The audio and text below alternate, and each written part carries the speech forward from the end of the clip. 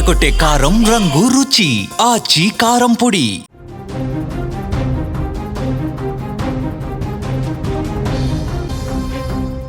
ప్రియుడితో కలిసి భర్తను మర్డర్ చేసింది ఓ మహిళ. డెడ్ బాడీ పక్కన కూర్చొని రాత్రంతా పోర్న్ వీడియోలు చూసింది. ఏదో సినిమాలో జరిగిన సీన్ అనుకోవద్దు ఇది. ప్రస్తుతం కలియుగంలో ఇలాంటి ఘటనలు జరుగుతున్నాయి. వివాహేతర సంబంధం ఎంతటి దారుణానికైనా ఒడిగట్టే విధంగా ప్రయత్నం చేస్తుంది. ప్రియుడి వ్యామోహంలో పడి, ప్రియుడి మోజులో పడి కట్టుకున్న వాడిని చాలా దారుణంగా చంపేస్తూ ఉన్నారు. గుంటూరు జిల్లా దుగ్గిరాల మండలం చిలువూరులో ఈ ఘటన వెలుగు చూసింది. అసలు ఈ ఘటన ఏ విధంగా జరిగిందో చాలా క్లియర్గా మీకు ఎక్స్ప్లెయిన్ చేసే ప్రయత్నం చేస్తా. చిలువూరుకు సంబంధించినటువంటి మహిళ లక్ష్మీ మాధురి, అలాగే నాగరాజు, వీళ్ళిద్దరూ కూడా పెళ్లి చేసుకున్నారు. కొన్ని రోజులు వీళ్ళ కాపురం బాగానే ఉంది. మీరు స్క్రీన్ మీద చూస్తూ ఉన్నారు. కొన్ని రోజులు బాగానే ఉన్నారు. ఇద్దరు మగపిల్లలు ఉన్నారు. ఈమె ఒక థియేటర్లో టికెట్ కౌంటర్లో పనిచేస్తూ ఉంది. ఇతను లోకం శివనాగరాజు, ఇతని పేరు, భర్త పేరు. నాగరాజు ఉల్లిపాయల వ్యాపారం చేసేవాడు. అంటే ఉల్లిపాయల వ్యాపారం చేస్తుండటాన్ని ఆమె ఒప్పుకోలేకపోయింది. అది చీప్ వ్యాపారంగా భావించింది. నువ్వు అసలు ఆ పని చేయదు, అది మానేసే అని చెప్పి రోజు ఇదే రకమైనటువంటి గొడవ. ఈమె థియేటర్లో టికెట్ కౌంటర్లో పనిచేసే ఆమెకి గోపి అనే వ్యక్తి పరిచయం ఏర్పడింది. ఆ పరిచయం వివాహేతర సంబంధానికి దారితీసింది. వివాహేతర సంబంధం పెట్టుకుని గోపి అనే వ్యక్తితో ఇది ఒక పక్కన సాగుతూ ఉంది ఈ వ్యవహారం. సో ఇంట్లో భర్తతో ఒకే రోజు ఏదో రకంగా గొడవ పెట్టుకోవటం, బీభత్సం చేయటం, ఇదంతా జరుగుతూ ఉంది. సో డెఫినెట్గా భర్తని అడ్డు తొలగించుకోవాలని చెప్పి ఒక కుట్ర పన్నింది చాలా క్లియర్గా. ఎందుకంటే ఆ గొడవలు, వాళ్ళు పడే తగాదాలు, ఇంట్లో జరిగే రచ్చ రభస అంతా చుట్టుపక్కల వాళ్ళందరికీ తెలుసు. ఈమెం చేసింది, ఈ గోపి అనేవాడికి హైదరాబాదులో కార్ ట్రావెల్స్ బిజినెస్ ఉంది. నువ్వు ఉల్లిపాయల వ్యాపారం చేయొద్దు, నామోషిగా ఉంది, నువ్వు బండేసుకుని ప్రతిరోజు కూడా తిరుగుతూ ఉంటావు, నాకు అది నచ్చట్లేదు, నాకు తెలిసిన వ్యక్తి బిజినెస్ దగ్గర నువ్వు అక్కడికి వెళ్ళు, అతనితో పాటు ఉండు, అతను ఏదో నీకు జాబ్ ఇప్పిస్తాడని చెప్పి హైదరాబాద్ పంపించింది. ఆ గోపి అనే వ్యక్తి ఇక్కడ ఊళ్ళో ఈ విధంగా వ్యవహారం నడిపిస్తూ ఉంటాడు. తర్వాత ఏమైందంటే, శివనాగరాజు భర్త భార్య చెప్పింది కదా అని చెప్పి హైదరాబాద్ వెళ్ళాడు. కొన్ని రోజులు ఉన్నాడు. తర్వాత అక్కడ ఏదో గొడవ అయింది. వెంటనే ఇంటికి తిరిగి వచ్చేసాడు. ఆ ఉల్లిపాయల వ్యాపారం అనేది ఇంటి దగ్గర స్టార్ట్ చేశాడు. నేను నా వ్యాపారం నేను చేసుకుంటాను, ఇంటి దగ్గర నుంచి చేసుకుంటానని చెప్పాడు. అసలు భార్యకి ఒళ్ళు మండిపోయింది. ఎందుకంటే ఇతను హైదరాబాదులో ఉన్నప్పుడు గోపి ఇక్కడికి వచ్చి వ్యవహారం సాగించేది కదా.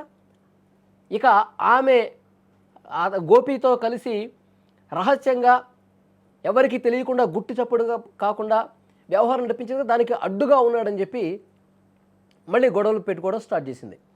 ఇలా అయితే అసలు కుదరదు, భర్తని లేపేస్తే కానీ గోపితో నేను హ్యాపీగా ఉండిపోవచ్చు అని ప్లాన్ వేసింది.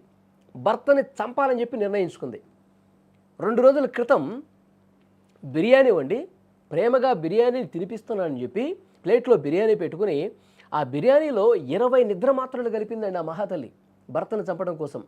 20 నిద్ర మాత్రలు కలిపి పూర్తిగా ప్రేమగా వడ్డిస్తున్నట్టు నాటకమాడి భర్తకి తినిపించి అతను నిద్రలోకి జారుకున్నాక గోపిని పిలిపించింది. అతను వచ్చి గుండెల మీద కూర్చొని, ఇక ప్లాన్ ఫిక్స్ అయిపోయింది. భర్తను చంపాలని నిర్ణయించుకున్నారు కదా. ఫోన్ చేసి పిలిచింది, నిద్రపోయాడు నువ్వు రా అని చెప్పేసి అంటే వచ్చి గుండెల మీద కూర్చొని గట్టిగా గుండెల మీద బాత్తు ఆ మహాతల్లేమో ముక్కుని అదివి పెట్టి ఒక దిండితో ఊపిరాడకుండా చేసి చంపేశారు. ఈ గోపి అనేవాడు వెళ్ళిపోయాడు. తర్వాత ఈమె ఎంత సైకోలా బిహేవ్ చేసిందంటే మీరు నిజంగా ఆశ్చర్యపోతారు. భర్తని చంపేసి భర్త శవాన్ని ఇంట్లో పెట్టుకుని తాపీగా రాత్రి 10 గంటల నుంచి తెల్లవారుజామున 4 గంటల వరకు ఫోన్లో పోర్న్ వీడియోలు చూసిందండి. అశ్లీల వీడియోలు, పోర్న్ వీడియోలు చూసింది 4 గంటల వరకు. ఇది పోలీసులు చెప్పింది, నేను చెప్తున్నా.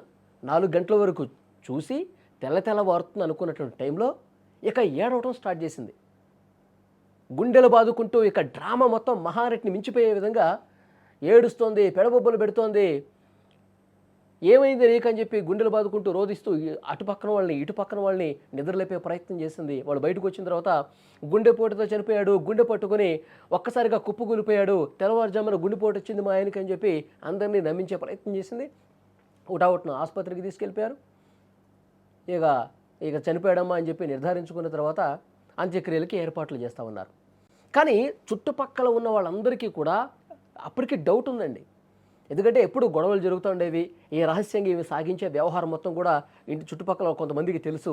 ఏదో ఒకటి చేసిందని చెప్పి ఒక మూల అనుమానం ఉంది. తర్వాత చనిపోయిన వ్యక్తి నాగరాజు ఫ్రెండ్స్ కొంతమంది ఇచ్చారు. వాళ్ళకి అనుమానం వచ్చింది. ఎందుకంటే ఇక్కడ గాయాలు కనిపిస్తూ ఉన్నాయి, చెవిలో నుంచి రక్తం కనిపిస్తూ ఉంది. ఏదో జరుగుంటుందని చెప్పి నాగరాజు తండ్రికి చెప్పి మీరు కేసు పెట్టండి, ఒక అరగంటలో అంత్యక్రియలు స్టార్ట్ అవుతాయి అనగా అరగంట ఉందనగా ఫ్రెండ్స్ వచ్చి బలవంతంగా తండ్రితో చెప్పి కేసు పెట్టించారండి. పోలీసులు కేసు నమోదు చేసుకొని పోస్ట్ మార్టం చేస్తే గుండెల మీద కూర్చొని కొట్టినటువంటి, ఎందుకంటే ఛాతి పక్కటెముకలు విరిగిపోయినాయంట, అంత దారుణంగా వాళ్ళు గుండెల మీద కొట్టారంట. తర్వాత ఊపిరాడకుండా చనిపోయిందని చెప్పి ఆ పోస్ట్ మార్టం రిపోర్ట్లో కూడా బయటకు వచ్చింది. హంతకురాలు పోలీసులు తమదైన స్టైల్లో పోస్ట్ మార్టం రిపోర్ట్ని పెట్టి ఆమెను విచారిస్తే, వాళ్ళ స్టైల్లో విచారిస్తే, అవును నేనే గోపి ఇద్దరం కలిసి నా భర్తను చంపేశాం, నాకు గోపి అనే వ్యక్తితో కొన్నాళ్ళుగా పరిచయం ఉంది, ఈ విధంగా వ్యవహారం ఉంది అని చెప్పి పోలీసుల ముందు నిజాన్ని ఒప్పుకుంది. ఏం చేయాలండి ఇలాంటి వాళ్ళని? ఇలాంటి దుర్మార్గపు సైకో క్రిమినల్ తమ పడక సుఖాల కోసం అమాయకుల్ని చంపేస్తున్నారు కదా. కొన్నాళ్ళుగా ఇలాంటి వీడియోలే మనకు కనిపిస్తూ ఉన్నాయి, ఇలాంటి వార్తలే వస్తూ ఉన్నాయి.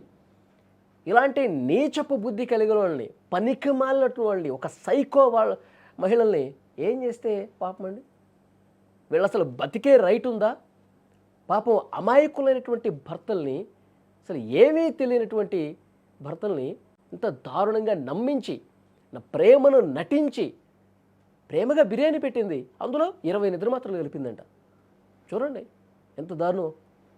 ఆ కుటుంబ సభ్యులందరూ కూడా రోధిస్తూ ఉన్నారు ప్రస్తుతం.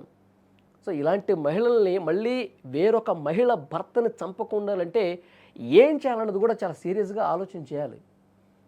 వాళ్ళు అసలు భర్తని పరాయి మగాడి మోజులో పడిపోయి భర్తల్ని చంపే మహిళల్ని ఇక జీవితంలో వాళ్ళు సూర్యుని చూడకూడదు, అంటే బయటకు రాకూడదు. 4 గోడల మధ్య జైల్లో కొన్ని సంవత్సరాల పాటు మగ్గి నేను ఇంత పాపం చేశానా, ఇంత ఘోరం చేశానా, కేవలం నా సుఖం కోసం. ఇప్పుడు ఇవి జైలుకు పోద్ది, అతనేమో చనిపోయాడు, 2 మగపిల్లలు ఉన్నారండి. ఎంత దుర్మార్గం చూడండి, ఎంత దారుణం చూడండి. సో ఇలాంటి మహిళల్ని నిజంగా ఏం చేస్తే కరెక్ట్ చెప్పండి? మొన్న అక్కడ మీరు క్లియర్గా చూశారు, ఉప్పల్లో హైదరాబాదులో ఆమె ఒక ప్లే స్కూల్ నడుపుతూ ఉంది. ఆ ప్లే స్కూల్ నడిపే ఆమె ఎంతో మంచిగా నటించి, అతను ఒక ప్రైవేటు కాలేజీలో పనిచేస్తూ ఉన్నాడు.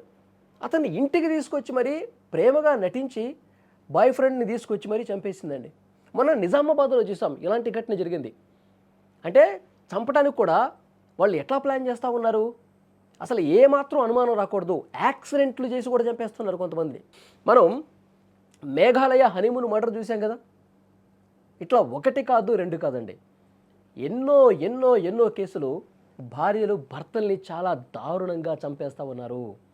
ఇష్టారీతిన తమ సుఖాల కోసం చంపేస్తూ ఉన్నారు.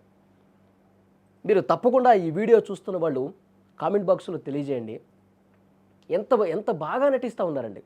చుట్టుపక్కల వాళ్ళకి అనుమానం వచ్చింది కాబట్టి, ఇక్కడ ఈ కేసులో నాగరాజు ఫ్రెండ్స్కి అనుమానం వచ్చింది కాబట్టి నాగరాజు తండ్రికి కొంచెం బలవంత పెట్టి మాకు అనుమానాలు ఉన్నాయి నువ్వు కేసు పెట్టయ్యా అంటే, పాపం ఆ అమాయకుడు తండ్రి కూడా, చనిపోయిన అతని తండ్రి కూడా అమాయకుడు అండి, ఏమీ తెలియదు. ఆయనకు కూడా ఇంత జరిగిందా అని చెప్పి తెలియదు కదా. వీళ్ళు బలవంతంగా పోలీసుల దగ్గరికి తీసుకెళ్ళి కేసు పెడితే అప్పుడు పోలీసులు విచారిస్తే ఈ మహానటి భాగవతం బయటకు వచ్చింది కదా, లేకపోతే బయటపడేదా? ఎంచక్క హ్యాపీగా ప్రియుడు గోపితో కలిసి చట్టాపట్టాలు వేసుకొని తిరిగేది కదా. నా జీవితం ఏమైపోయినా పర్లేదు, పిల్లల జీవితాలు ఏమైపోయినా పర్లేదు, నాకు నా సుఖమే ముఖ్యం, నేను వాడితోనే ఉంటాను. ఇదా మహిళలు? ఎంత దుర్మార్గంగా కొంతమంది మహిళలు సైకోల్లా బిహేవ్ చేస్తున్నారండి. ఇంకొక కేసులో కూడా మొన్న మధ్య జరిగింది, ఇన్సూరెన్స్ డబ్బులు వస్తాయని ఒకవైపు ప్రియుడు మోజులో ఉండి వాళ్ళ రంకు కొనసాగిస్తూ ఉన్నారు. మరోవైపు ఇతడు చనిపోతే ఇతన్ని లేపేస్తే ఒక దెబ్బకి 2 పిట్టలు అన్నట్టుగా ఒకవైపు డబ్బులు వస్తాయి అతని పేరు మీద ఉన్న, ఎందుకంటే నామినీగా భార్య పేరే ఉంటుంది కాబట్టి డబ్బులు వస్తాయి. మరోవైపు వాడు చనిపోతే నిజంగా ప్రియుడితో హ్యాపీగా ఎంజాయ్ చేసుకోవచ్చు. ఇలాంటి ఆలోచన చేస్తున్నారు చాలామంది. కాబట్టి చాలా సీరియస్గా వ్యవహరించాల్సినటువంటి అవసరం ఉంది. చట్టాలు మరింత సీరియస్గా రావాల్సినటువంటి అవసరం ఉందండి. అభం శుభం తెలియనటువంటి అమాయకులైనటువంటి భర్తల్ని, మగాళ్ళని చాలా దారుణంగా నమ్మించి నట్టేట ముంచేస్తూ ఉన్నారు, చంపేస్తూ ఉన్నారు. సో డెఫినెట్గా ఈ వీడియో చూస్తున్న ప్రతి ఒక్కరు కూడా కామెంట్ బాక్స్లో తెలియజేయండి. ఇలాంటి మహిళల్ని ఏం చేస్తే కరెక్టు, ఏం చేస్తే ఇలాంటి ఆలోచన చేయడానికి కూడా భయపడతారు. తప్పకుండా కామెంట్ చేయండి.